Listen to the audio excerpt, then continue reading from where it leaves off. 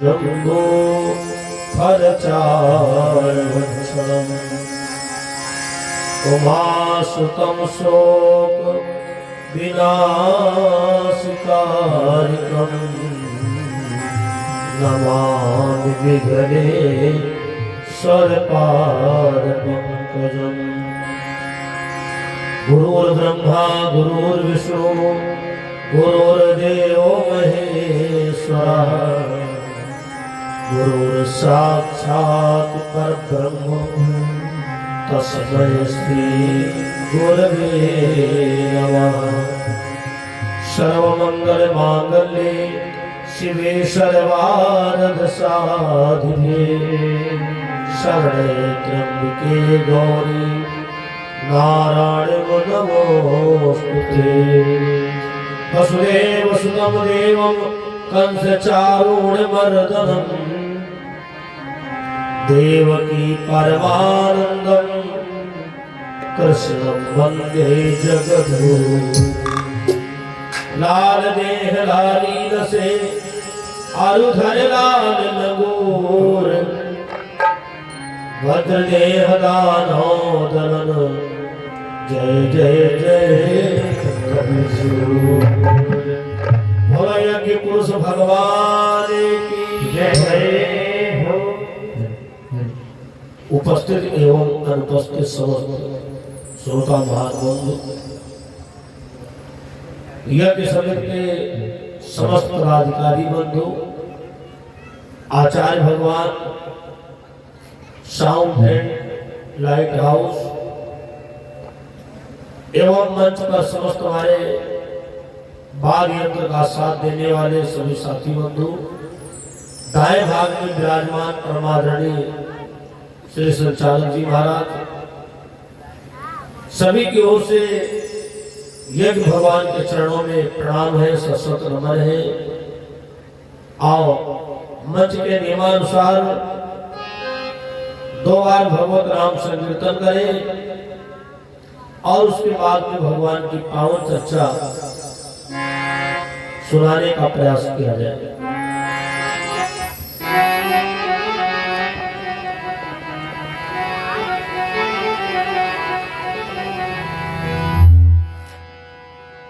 नाराम नाम लीनो तूने भरी जवानी में तू डूब के मर जाए।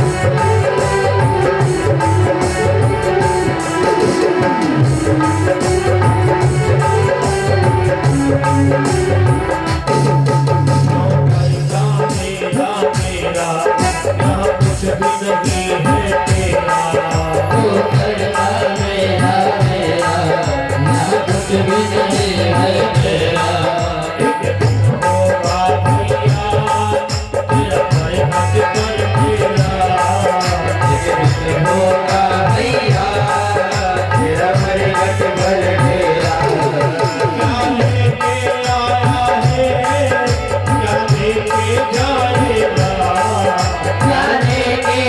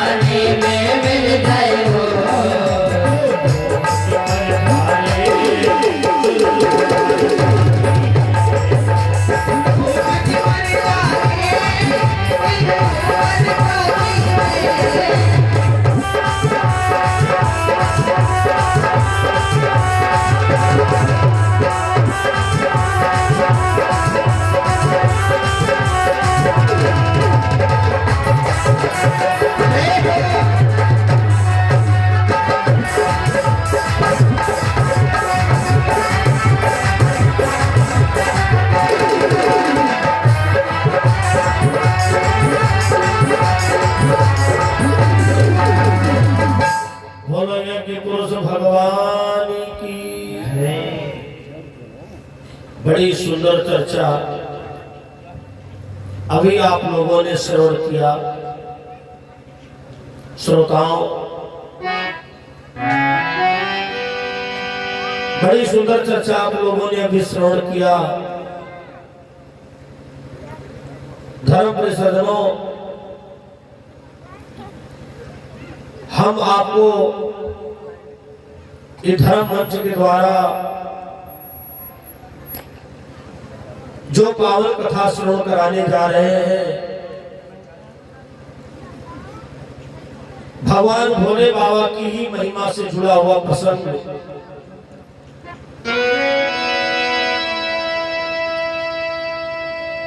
क्योंकि भगवान भोले बाबा को महादेव कहा गया है। देव में देव महादेव, इनकी पूजन, इनकी कथा सुने बिना अधूरी कथा मानी जाती है।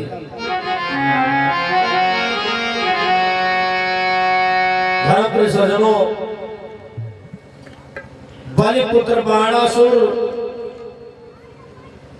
भगवान भोले बाबा की तपस्या करता है और इतनी कठिन तपस्या किया, इतनी कठिन तपस्या किया, उसके शरीर के ऊपर दीमक जम गई। शोणितपुर का भूप था और बाणासुर बलवान, कितने ही वर्षों किया उसने शिव का ध्यान। भगवान भोले बाबा की बहुत कठिन तपस्या किया, शरीर के ऊपर दीमक जम गई। आखिर उसके सामने प्रगटे शिव भगवान, बोले बेटा मांग ले जी चाहा वरदान।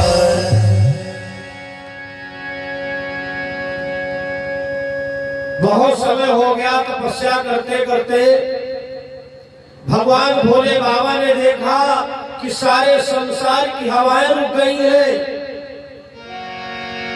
बाणासुर के सामने भगवान भोले बाबा गए, अरे भक्तराज वरदान मांगो, भक्तराज वरदान मांगो।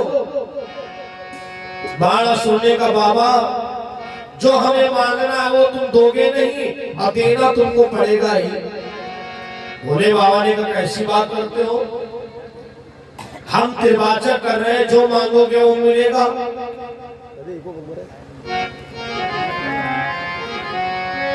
जो मांगोगे वो मिलेगा।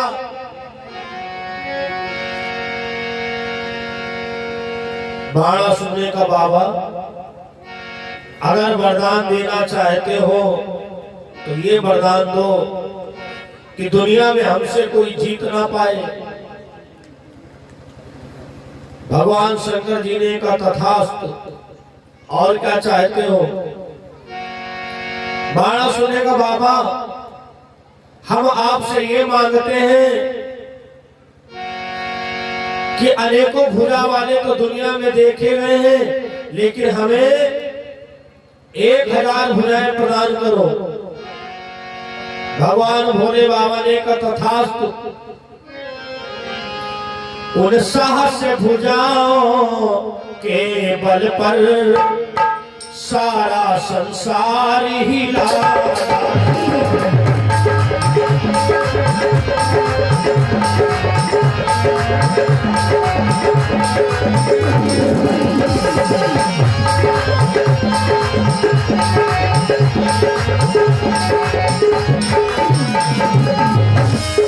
साहस भुजाओं के बल पर सारा संसार हिला डाला। साधारण जन की लीला।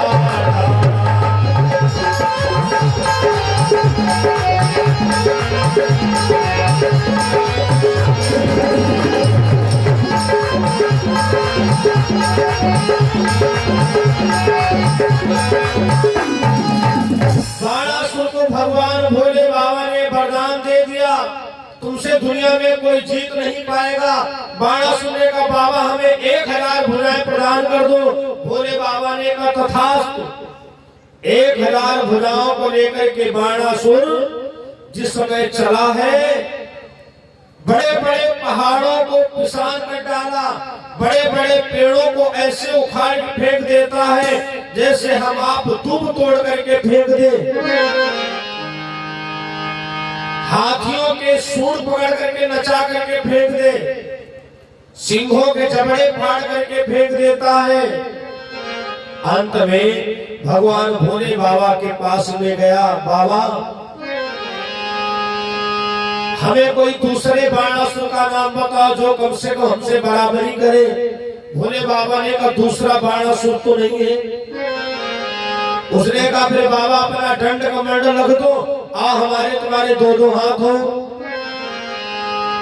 भगवान भोले बाबा ने कहा बाणासुर तुम्हारी बुद्धि खराब हो गई है,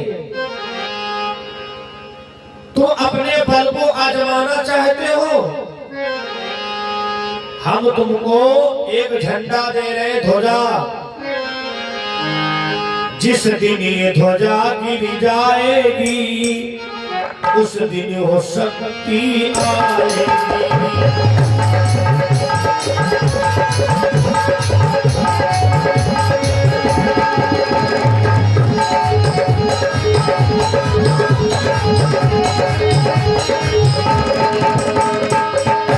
जिस दिन ये ध्वजा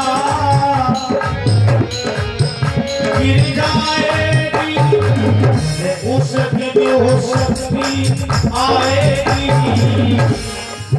तेरी इन साहस भुजाओं का पल भर में मार खटाएगी।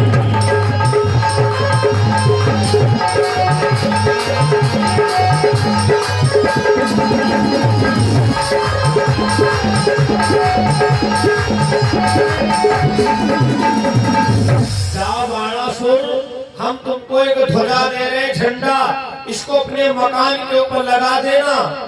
हे बाणासुर इस झंडा के तुम रोजाना दर्शन करना, और याद रखना बाणासुर जिस दिन ये झंडा गिर जाए समझ लेना तुम्हारे बल का आखिरी समय आ गया है।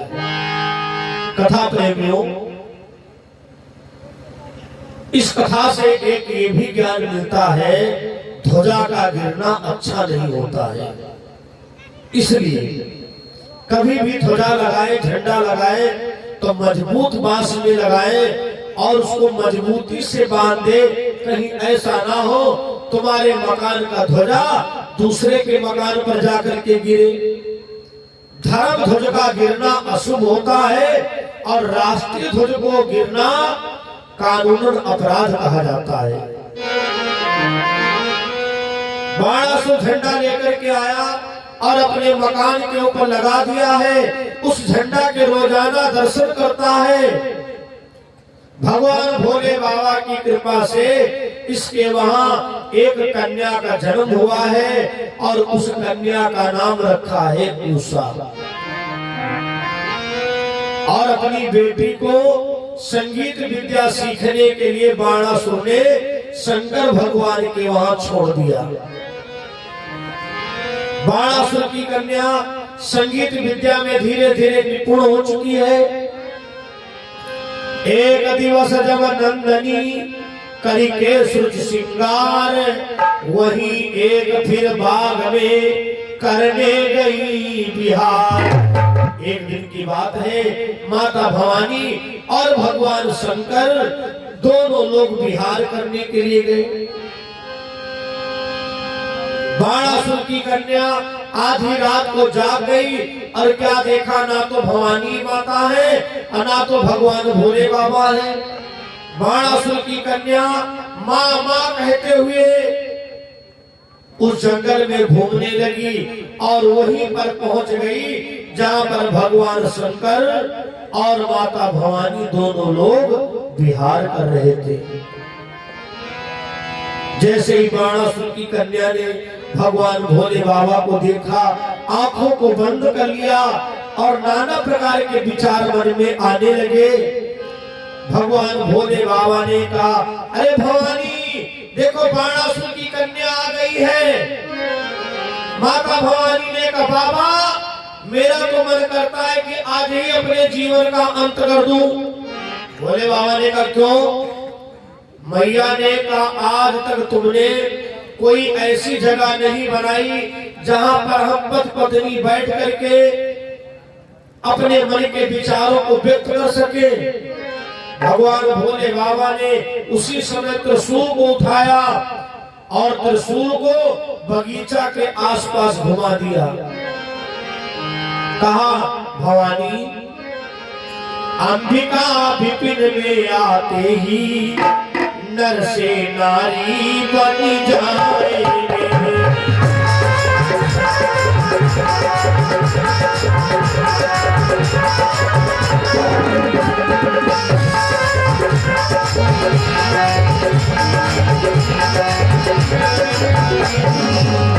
अंबिका विपिन में आते ही नर से नारी बन जाएंगे। चाहे यूं सब हो हे गौरा विष्णु के सिवा न ठहराए।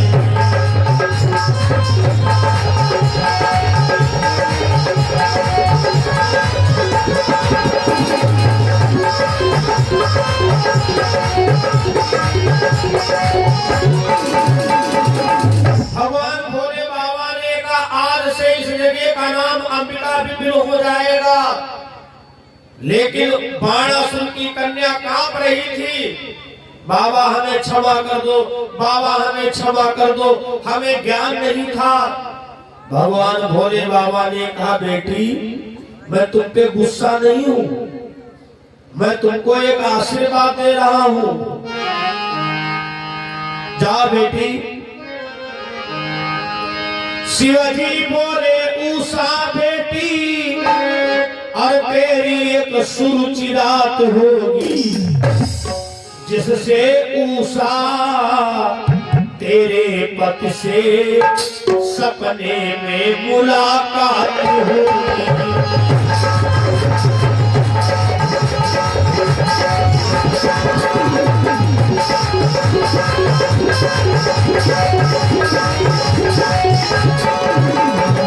जाओ उषा बेटी, मैं तुमको वरदान दे रहा हूँ, तुम्हारे जीवन में एक रात ऐसी आएगी जिस दिन तुम्हारा पति तुमको सपने में दिखाई देगा, तुम्हारा विवाह उसी के साथ में होगा। बाणासुर की कन्या ऐसा आशीर्वाद लेकर के अपने घर आती है।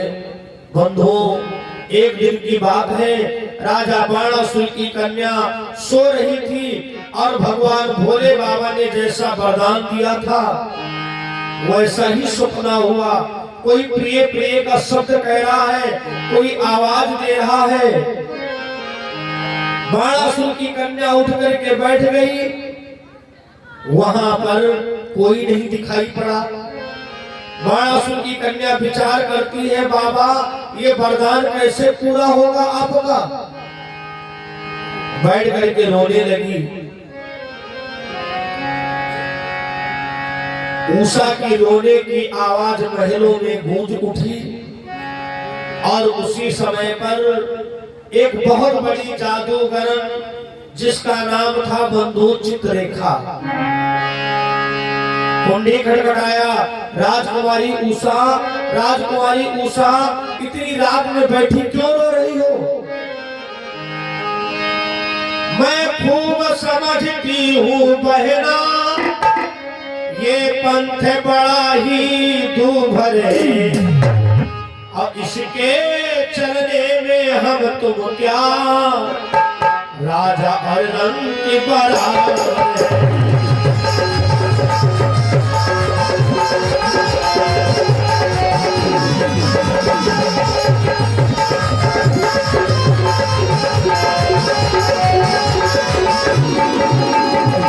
अरे बेटी हमें बताओ तो तुम्हारे पिता राजा बाणासुर हमें इसी बात की नौकरी में रखे हुए हैं, जिस दुश्मन से वो नहीं जीत पाते हैं उस दुश्मन का नाम बता देते हैं और मैं उसको जादू के द्वारा जीत लाती हूं।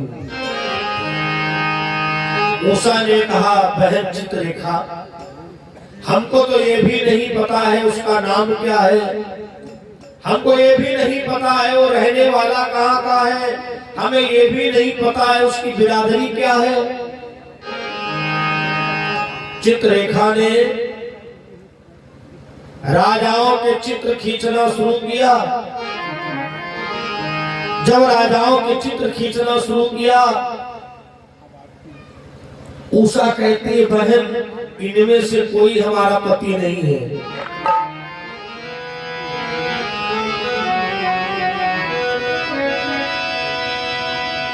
अंत में चित्ररेखा ने जब श्री कृष्ण चंडी को दिखलाया तो उषा ने लज्जित होकर नीचे को भूभग सरिया।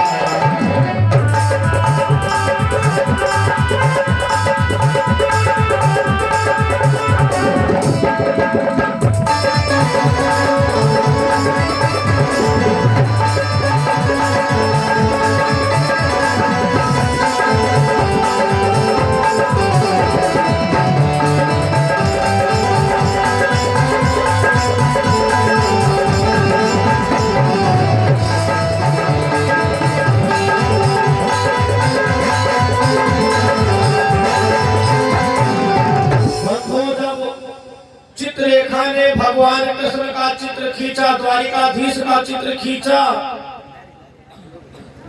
उषा ने कहा, बहन इन्हीं के वंश का कोई हमारा पति है। रेखा ने प्रद्युम्न का खींचा आगे चित्र, उसे देखकर हृदय में बढ़ा प्रवाह पवित्र।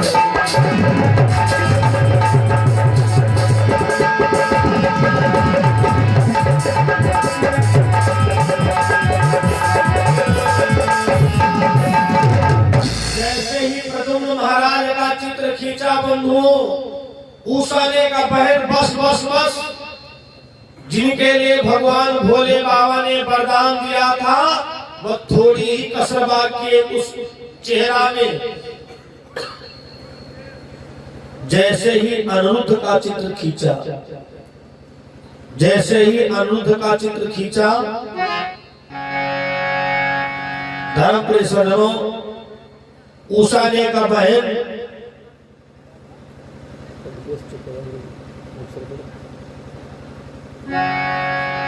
धर्मप्रिय, जैसे ही अनिरुद्ध महाराज का चित्र खींचा, उषा बेहोश होकर के गिर पड़ी।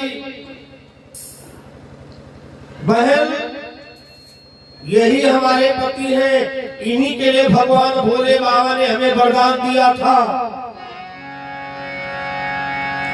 जादूगर चित्ररेखा कहने लगी, बहन ये तो द्वारिका के रहने वाले हैं, आदेश करिए इनको कीड़ा मकोड़ा बना करके ले आऊं या डिबिया में बंद करके ले आऊं। उषा ने कहा, बहन जैसे हो सके वैसे लेकर के लाओ, मैं तुम्हारा एहसान जीवन में नहीं भूलूंगी। इधर बंधुओं, चित्ररेखा ने प्रतिज्ञा कर दिया, कल सुबह का सूर्य उदय बाद में होगा और राजकुमार अनिरुद्ध उषा तुम्हारे पास में होगा। और उधर भगवान द्वारिकाधीश ने सुदर्शन चक्र को आदेश दिया कि हमारी द्वारिका के ऊपर कोई घटना घटने वाली है। सुदर्शन चक्र महाराज जरा सतर्की से पहरा देना, कहीं ऐसा ना हो कोई घटना दुर्घटना हो जाए। भगवान कृष्ण ने सुदर्शन चक्र को ये आदेश दे दिया तो भगवान भोले बाबा कैलाश पर्वत पर घबराने लगे। अरे ये तो बना बनाया खेल हमारा बर्बाद हो जाएगा। अगर चित्ररेखा मर गई तो अनिरुद्ध का हरण नहीं होगा, और अगर अनिरुद्ध का हरण नहीं हुआ तो राजा बाणासुर की वरदानी भुजाओं का संहार कैसे होगा। करूं तो क्या करूं। उस समय पर भगवान भोले बाबा ने देवर्षि नारद का ध्यान किया, क्योंकि ऐसी मुसीबत की घड़ी में संत ही काम आ सकता है। संतन के संग लागिरे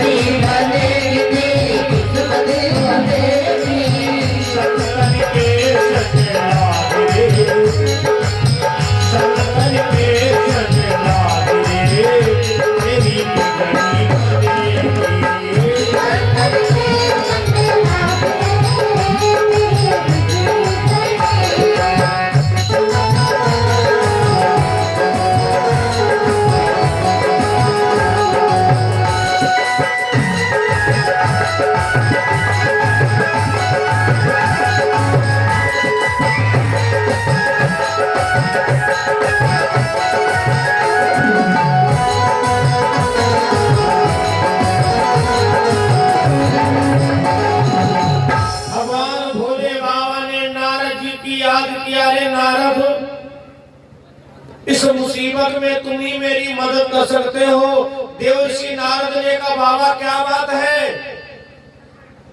भगवान भोले बाबा ने कहा देवर्षि नारद हमने एक बहुत बड़ा प्रोग्राम बनाया था राजा बाणासुर की भुजाओं के संहार का, लेकिन हमारे द्वारिकाधीश ने सब बराबर कर दिया।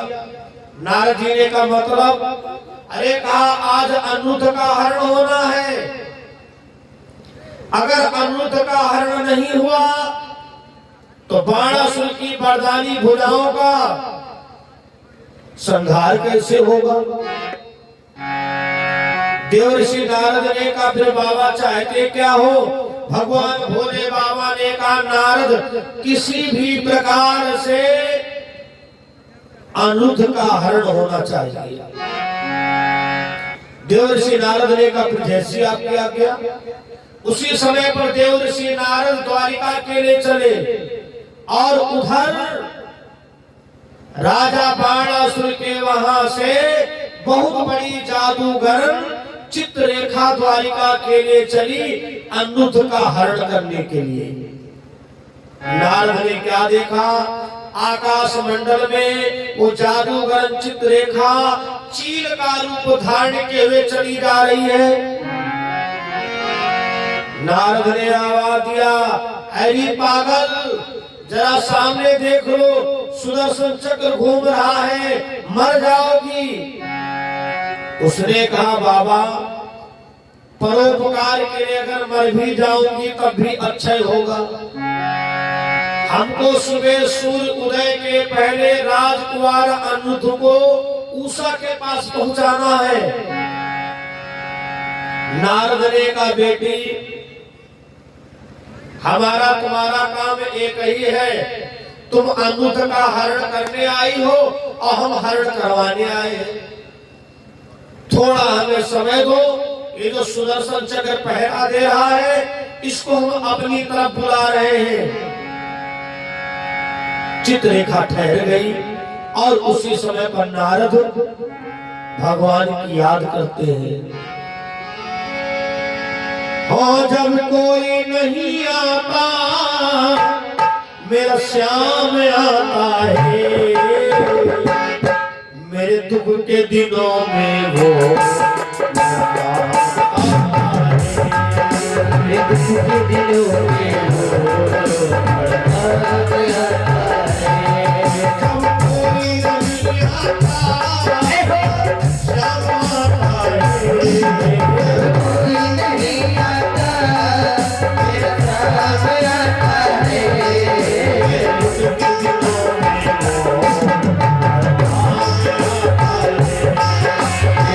Yeah.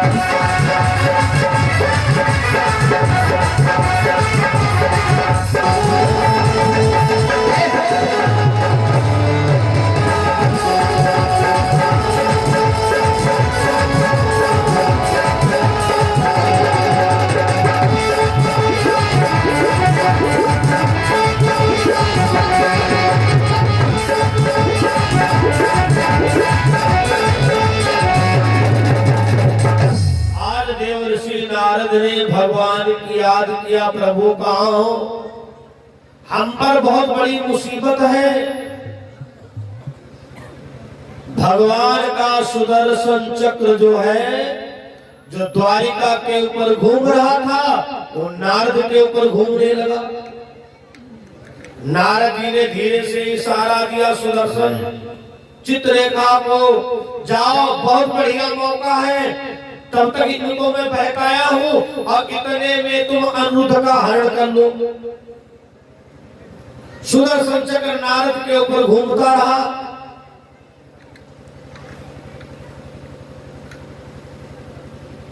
सुदर्शन चक्र जो है नारद के ऊपर घूमता रहा और उधर चित्ररेखा ने जाकर के अनिरुद्ध का हरण कर लिया।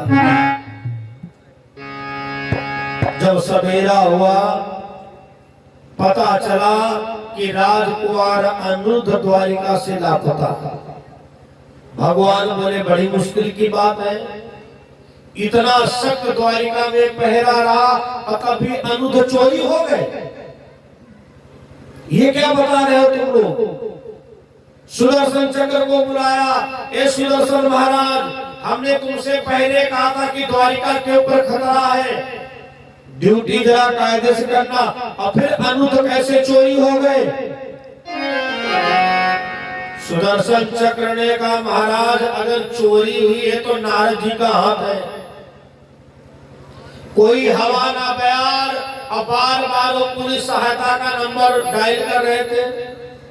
प्रभु आप ही का आदेश है, अगर हमारे भक्त के ऊपर कोई संकट हो तो हम लोग सबसे पहले उसका संकट जाकर के दूर करें। प्रभु नारद के ऊपर कोई संकट नहीं था, लेकिन फिर भी वो पलथी मारे, अरे प्रभु शरणागतम शरणागतम शरणागतम। भगवान ने कहा अच्छा, अगर ऐसी बात है तो नारद जी से भी बात करते हैं। उसी समय पर भगवान ने नारद जी की याद किया। देव ऋषि नारद कहाँ हो, हमारे घर में तुमने क्यों चोरी करवा दिया। देव ऋषि नारद ने कहा हे द्वारिकाधीश महाराज, हम पर ब्लेम ना लगाओ, हम तो एक माध्यम बने हैं, लेकिन मेन मुखिया भगवान शंकर है कैलाश पर्वत वाले। भगवान द्वारिकाधीश ने कहा क्या नारद, मेरे अनिरुद्ध की चोरी में भगवान शंकर जी का हाथ है। नारद जी ने कहा, नारद जी तो चले गए, भगवान भोले बाबा का ध्यान किया। द्वारिकाधीश ने हे महादेव बाबा, ये मैं क्या सुन रहा हूं, हमारे अनिरुद्ध के चोरी में तुम्हारा हाथ है। भगवान भोले बाबा ने कहा लीला पुरुषोत्तम, हम करें तो क्या करें, हम अपने भक्तों से परेशान हैं। जो कोई एक लोटा जल चढ़ाता हम प्रसन्न हो जाते हैं, जो मांगता उसे 100 दे देते हैं, लेकिन अगर आदमी का हाजमा ना सही हो तो हम क्या करें। द्वारिकाधीश ने कहा बाबा घटना क्या घटी। भोले बाबा ने कहा प्रभु एक भक्त हमारा बाणासुर है, बाणासुर श्रोणिकपुरी का भूप है, बाणासुर बलवान, कितने ही वर्षों किया उसने मेरा।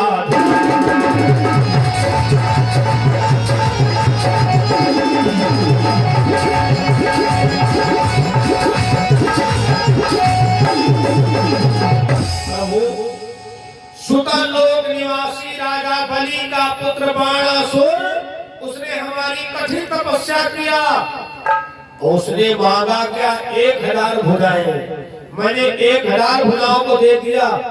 एक दिन प्रभु वो हमारे पास में आया, कहा बाबा या तो कोई दूसरा बाणासुर बताओ, या तो दंड कमंडल रखो, हमारी तुम्हारी कुश्ती हो। भगवान कृष्ण जी ने कहा भोले बाबा, अरे वरदान देने के पहले देख लिया करो लायक है कि नालायक है, गलत व्यक्ति को क्यों वरदान दे देते हो। भगवान भोले बाबा ने कहा यही तो नहीं हो सकता है, हमारा काम है जो मांगे सो दे दो, उसे हजम हो या ना हो ये वो जाने। ये भगवान शंकर और द्वारिकाधीश की अंतर्मुखी बात हो रही है। सारी रानियां सामने बैठी है, उनको तो जानते हो क्या लग रहा है। हमारे द्वारिकाधीश महाराज अपना होश खो बैठे हैं पोते के शोक में। प्रभु प्रभु कहाँ हो? भगवान भोले बाबा की वार्ता चल रही है, द्वारिकाधीश की वार्ता चल रही है भगवान भोले बाबा से। जब ऐसी सूचना बताई, अंतर्मुख होकर आंख खोला और भगवान समझाते हैं, रानियों समय का चक्कर सबे पर आता है।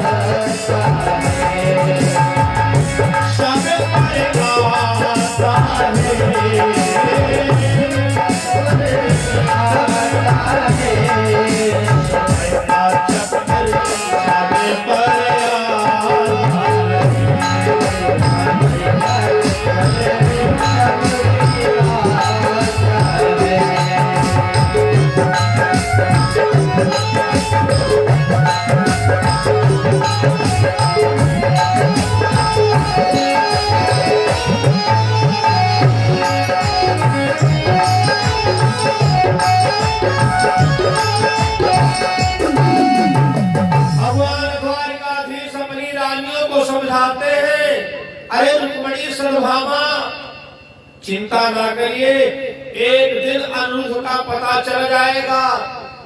अब ये तो द्वारिका की बात है, जरा राजा बाणासुर के वहां अपना मन ले चलो। अनिरुद्ध महाराज को पता ही नहीं द्वारिका से हम शोणितपुर कब आ गए। जब आग खोल करके देखा, सामने एक राजकुमारी बैठी है। अनिरुद्ध ने पूछा, हे देवी तुम कौन हो? मैं यहां कैसे आया हूं? उषा बोली, प्राणेश तुम्हें सपने में आज दिया।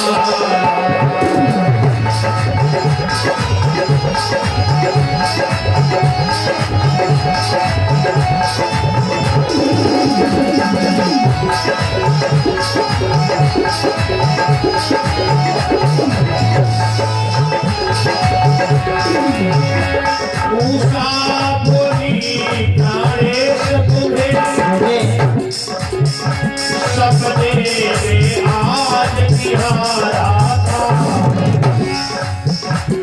इस मनहारी बन अपना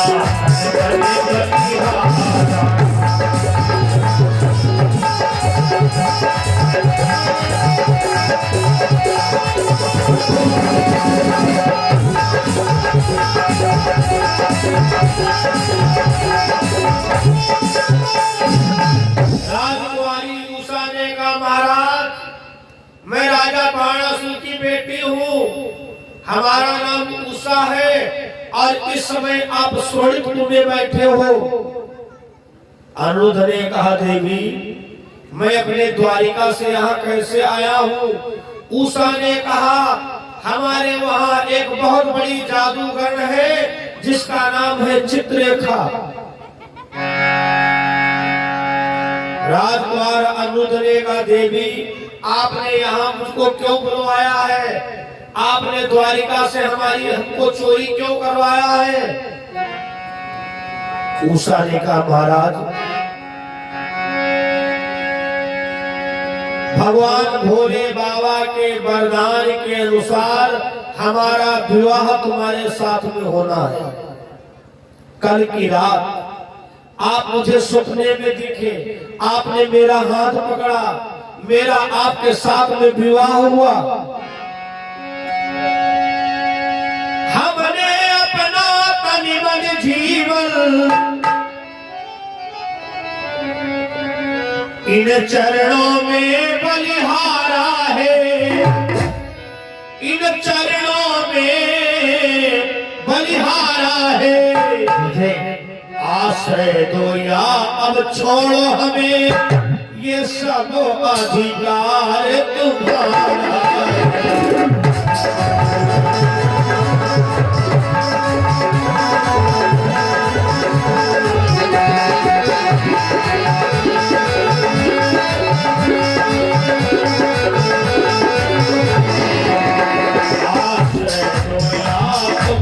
छोड़ो हमें, ये सब अधिकार तुम्हारा है।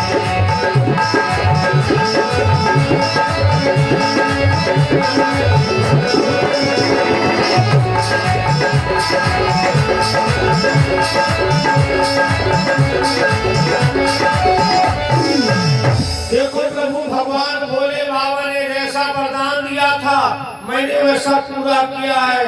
आप हमसे विवाह करें या ना करें ये आपके ऊपर निर्भर है, लेकिन मैंने तुमको पति मान लिया। अनुधनेका देवी हमारे बाबा कृष्णचंद्र है, हमारे पिता का नाम प्रद्युम्न महाराज है, दुनिया में बड़ा नाम है। पहली बात तो तुमने हमको चोरी से मंगवाया, और अगर हम तुम्हारे साथ में शादी कर लेंगे हमारे बाबा का कितना नाम बदनाम होगा, हमारे बाप का कितना बदनाम नाम होगा। उषा ने कहा देवी ये कोई शादी का मतलब नहीं हुआ। अनुज ने कहा तो राजा बाणासुर की कन्या उषा ने कहा महाराज मैं ये तुमसे नहीं कहती कि हमसे शादी करिए ही, यदि तुमको मैं नहीं स्वीकार हूं तो तुम जा सकते हो, लेकिन हमारी मांग भर दो। अनुज ने मांग भर दिया और अनुज के अंदर उषा के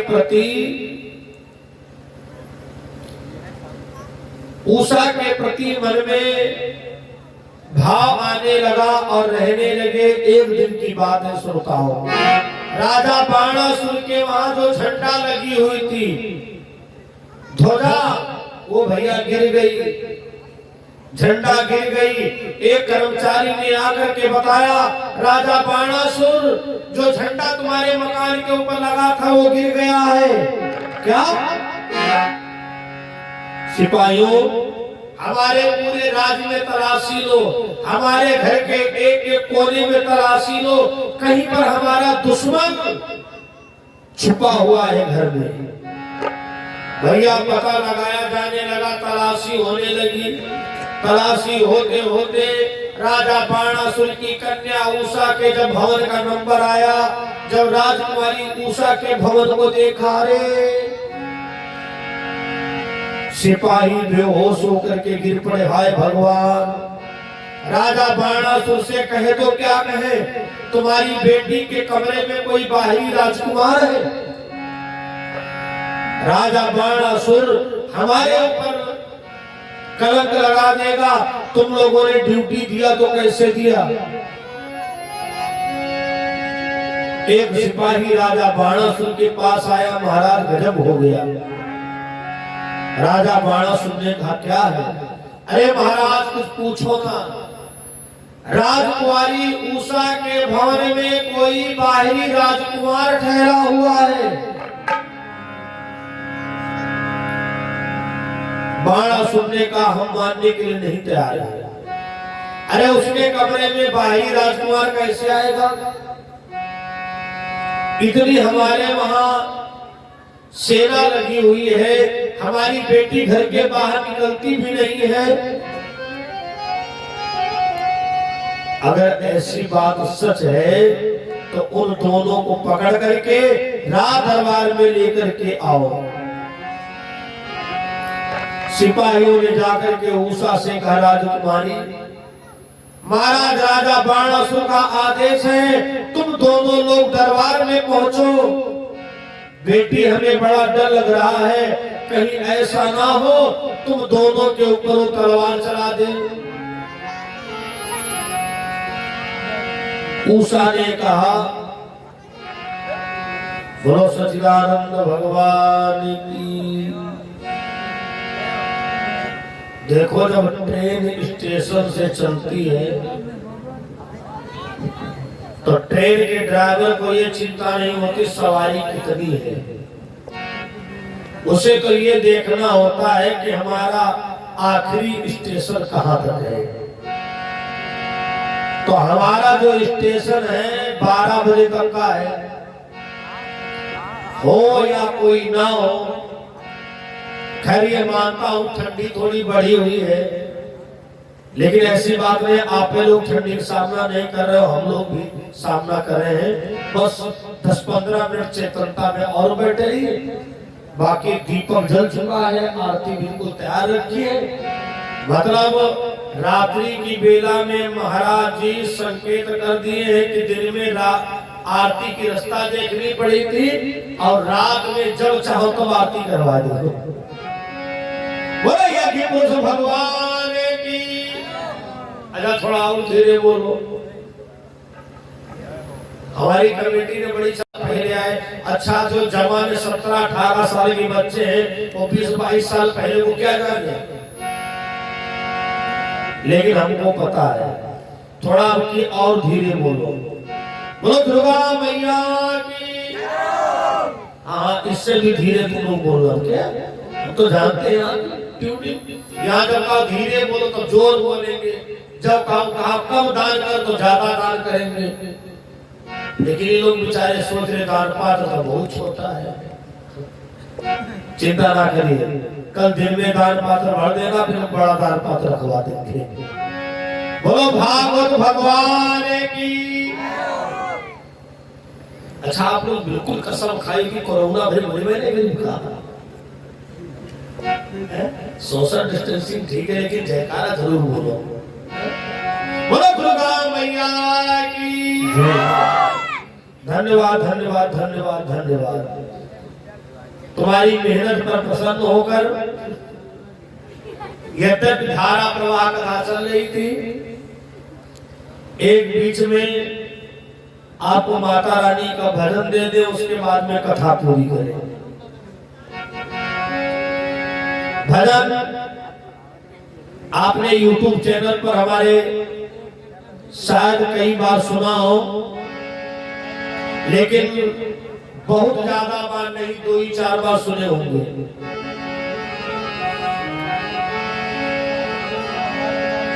बोलो दुर्गा मैया की। हमारे हेलो कमेटी के लोग बता रहे थे कि कल बहुत बड़ा विशाल जागरण हुआ यहाँ, पता नहीं था, वरना आज की जगह कल ही आ जाते हैं। बोलो दुर्गा मैया की।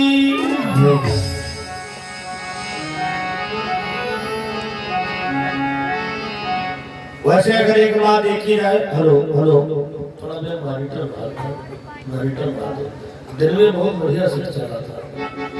हेलो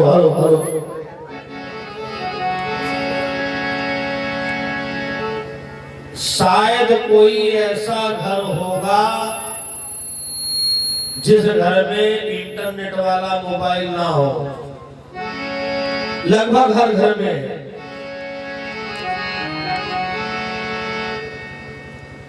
लोगों के खूब मैसेज आते हैं, व्हाट्सएप, फेसबुक, ट्विटर, मैसेंजर इत्यादि।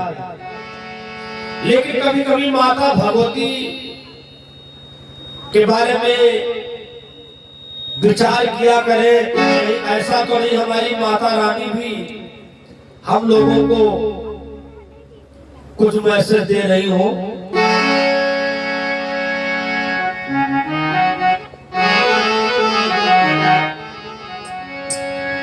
कल रात माता का ईमेल आया,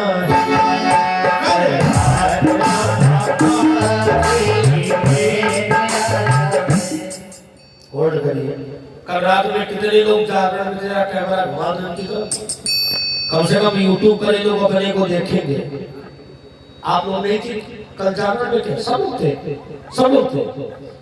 अगर सब लोग थे तो माता रानी के दरबार में ऊंचे हाथ रखो। जो माता रानी के दरबार में ऊंचे हाथ रखते हैं ना, उनकी ऊंची किस्मत होती है।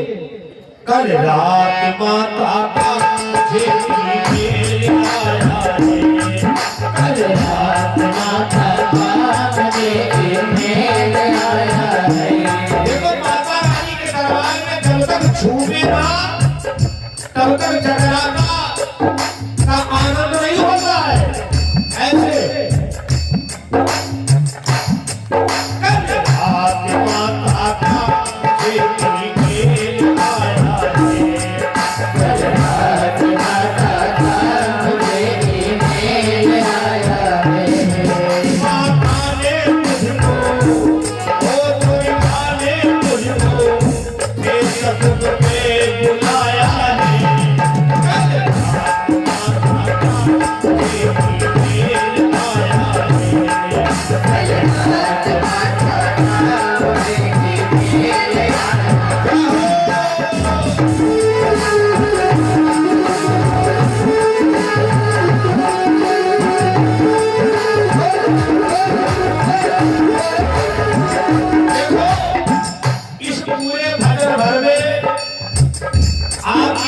होनी नहीं मन होनी चाहिए।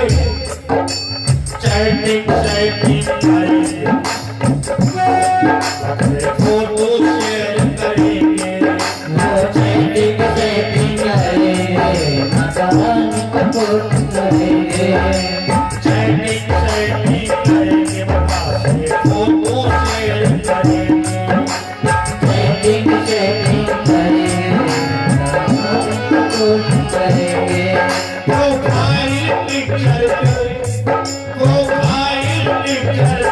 माता ने शेर लगाया है, कल रात माता का मुझे मेल आया है,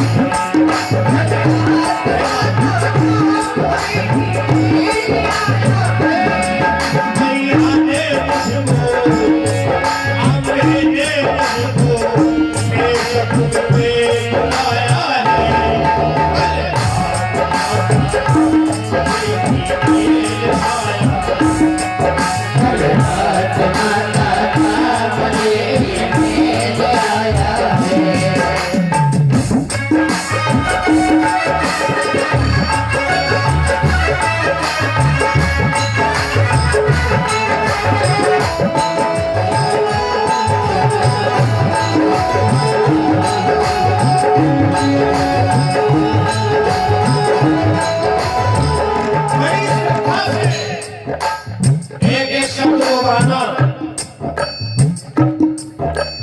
डबलू डबलू डबलू डबलू डबलू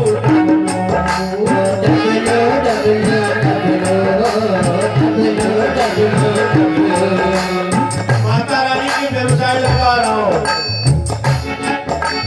डबलू डबलू डबलू डबलू डबलू डबलू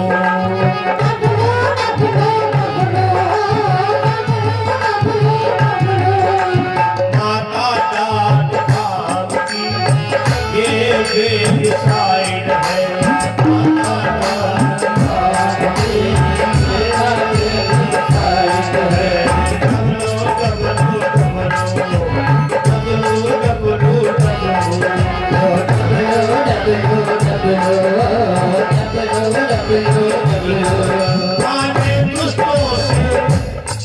माने दुष्टों से बचने को दीवार से बनाया है।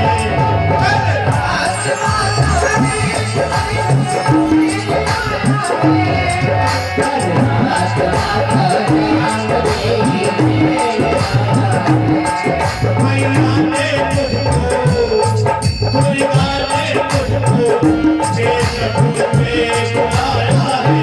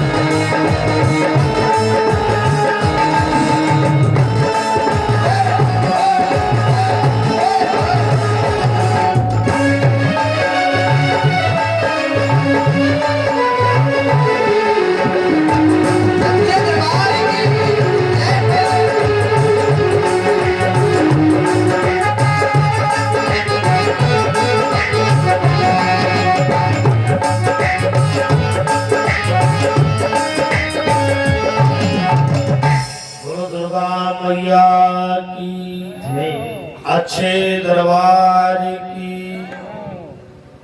अच्छा, कथा का प्रसंग कहां पर चल रहा था?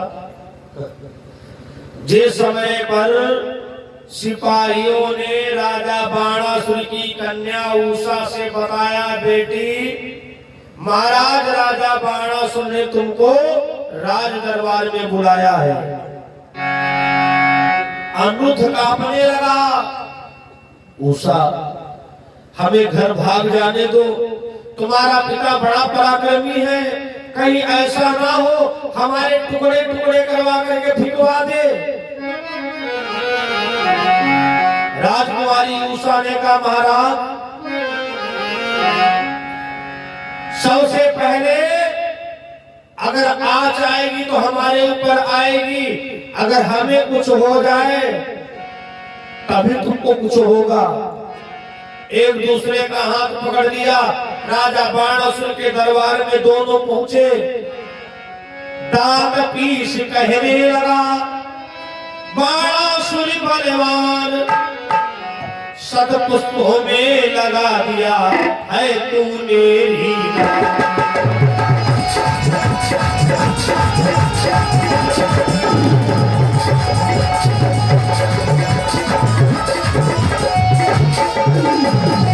दांत पीस कहने लगा, बाणासुर बलवान सतपुष्पों में लगा दिया है तूने हीरा। बाणासुर ने डपट करके कहा, रे पापिनी, तूने तो मेरे खानदान में दाग लगा दिया। अगर लड़की का वध करने से पाप ना होता तो तेरे टुकड़े टुकड़े करवा करके फिकवा देता। उषा ने कहा, पिता अगर ये सवाल करना है तो अपने आराध्य भगवान शंकर से करो जाकर के, जिन्होंने वरदान दिया था, बेटी जो तुझे स्वप्न में दिखाई देगा तुम्हारा विवाह उसी के साथ में होगा। बाणासुर ने का मतलब, उषा ने कहा, पिताजी मैंने विवाह अपनी मर्जी से नहीं किया है, भगवान भोले बाबा ने मुझे वरदान दिया था। राजा बाणासुर ने कहा, तुम कहाँ के रहने वाले हो, तुम्हारा क्या नाम है? अनिरुद्ध ने कहा, महाराज मैं द्वारिका का रहने वाला हूँ, मेरे पिता का नाम प्रद्युम्न है, हमारे बाबा का नाम कृष्णचंद्र है। बाणासुर ने कहा, रे अनिरुद्ध, तुम्हारे बाबा के 16,108 विवाह हुए, सब बिना बनाबंध के। बारात कोई लेकर के गया और ले अपने आप आए, लेकिन बेटा अनिरुद्ध तुमको नहीं पता है, ये बाणासुर का शासन है, श्रोणितपुर की राजधानी।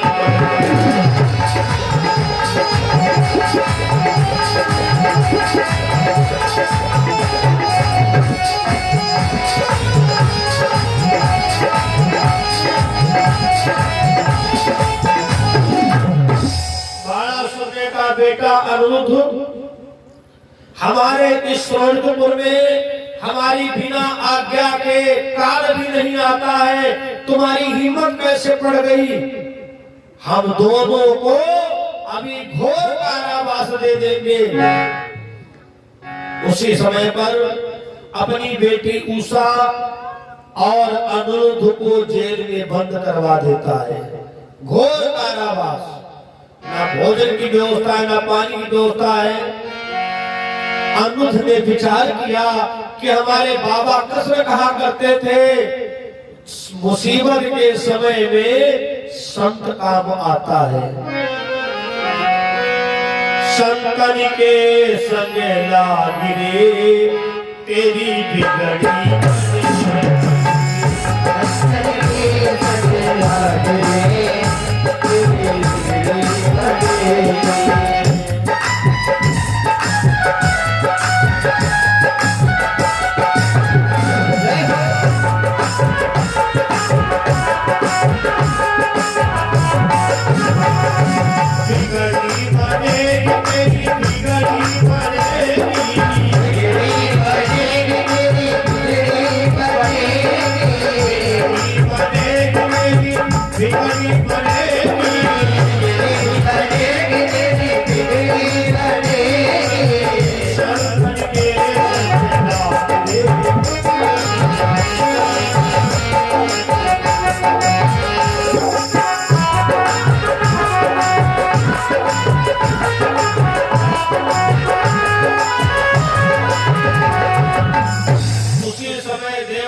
नारद का आना हुआ।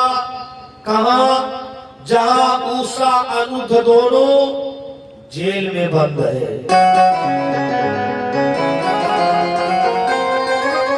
देवर्षि नारद ने कहा, अरे अनिरुद्ध, तुम यहाँ जेल में कैसे?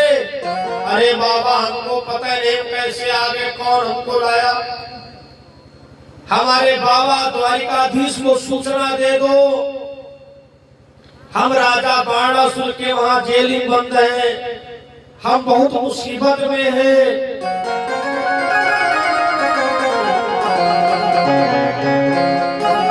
उसी समय पर देवर्षि नारद द्वारिका जाते हैं।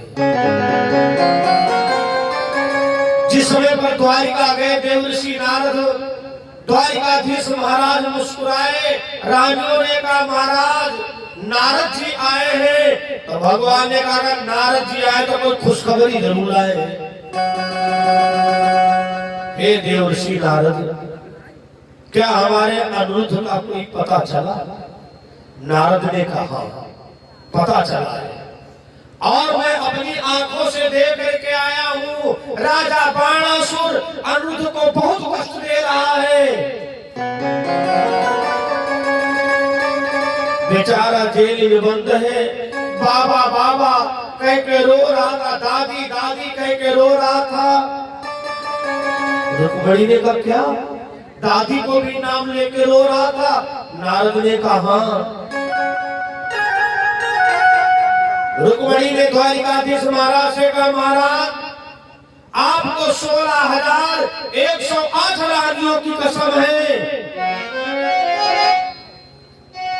हमारे राजकुमार अनिरुद्ध को उस राक्षस के वहां से सुरक्षित छुड़ा करके लाओ। जिस समय पर भगवान सुदर्शन चक्रधारी चले हैं, भगवान भोले बाबा रास्ते में मिल गए। ठहरो प्रभु ठहरो। भगवान बोले, क्या बात? भोले बाबा ने कहा, जहां तुम जा रहे हो हमारा भगत है, एक काम करना प्रभु, उसकी बरदानी भुलाओं का संहार कर देना, और बाकी बाणासुर को कुछ ना हो। भगवान द्वारिकाधीश ने कहा, बाबा अपने भक्तों को वरदान सोच समझ करके दिया करो। भगवान भोले बाबा ने कहा, जब कोई भक्त एक लोटा जल चढ़ाता है, बेलपत्र चढ़ाता है, मैं ये नहीं देखता हूं ये लायक है कि नालायक है।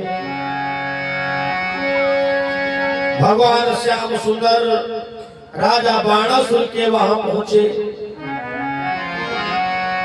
और बाणासुर को जब पता चला कि द्वारिकाधीश आए हुए हैं, समझ गया कि अब मेरी बरदानी भुलाओं के अंत का समय आ गया है। बाणासुर ने कहा, देखो द्वारिकाधीश महाराज, तुम बहुत बड़े नटवर हो, बहुत बड़े छलिया हो सकता है तुम्हारे छल पल में हम धोखा खा जाए, लेकिन मैं तुम्हारे अनिरुद्ध को जब ही छोड़ूंगा, मेरी इन 1000 भुजाओं का जब संहार होगा। उसी समय पर भगवान ने सुदर्शन चक्र का आवाहन किया और बाणासुर की 1000 भुजाओं का संहार कर दिया। जब 1000 भुजाओं का संहार कर दिया तो बाणासुर भगवान के चरणों में गिर पड़ा। अच्छा ये बताओ,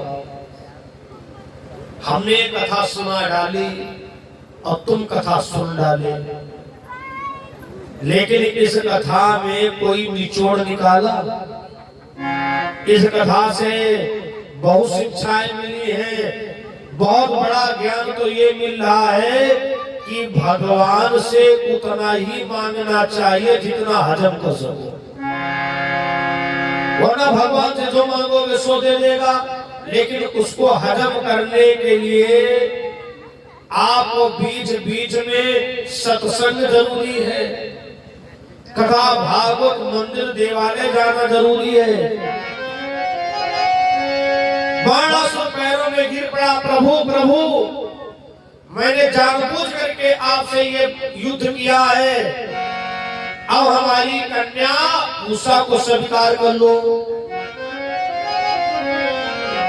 उसी जगह पर बंधुओं उषा और अनिरुद्ध का वैदिक विधान के द्वारा विवाह होता है।